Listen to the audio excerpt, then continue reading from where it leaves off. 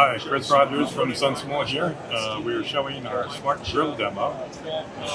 What we've done is we've taken an ordinary cordless hand drill and we've attached a sensor to the side that's collecting accelerometer, gyro, and motor voltage data, along with the trigger condition that the user trigger to power the motor.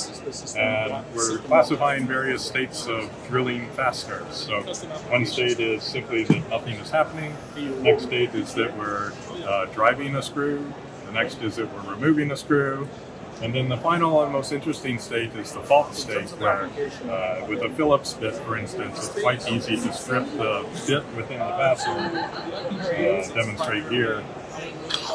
It's something like this, where you're not actually making useful progress, you're just stripping the bit and you're damaging the screw in the process. So for a smart drill, we could envision a possible application where you might be able to use the output of the model to adjust the motor or turn the motor off so that you don't damage the screw or the tool bit. So we collected the data using our Data Studio application, and each of these labeled regions here that you might see correspond to removing fasteners, the off state, driving the fastener, or that cam out fault state. And one of the advantages of our tool is that as you collect the time series data, you can see that time series data in various forms. We have a spectrogram here. We have time series data plots with overlaid labeled regions. And we also have synchronized video that shows what's actually happening at the time that this time series data was collected, so you can go back after the fact and easily see what was occurring if you want to fine-tune or adjust any of the segmented labels. So once you've done that, then we would use our other tool, which is called Analytics Studio, to build the model. I won't show that here.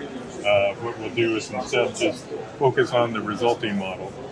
So if we connect to the device, you can see we're streaming data out now, and you can see the colored region represents what classification it's detecting at the current moment. So right now I'm not doing anything, even though I might move the drill around, it's detecting it as an off state. So I could cause some vibration, but you're not going to fool the device into thinking that something's actually happening. But I can apply it to a screw. I can apply some trigger and remove the screw, so there's the green for removing. I can flip the switch and drive it back for driving a screw. And if you heard at the very end, it slipped a little bit and it caught that event. A more significant version of that would be here.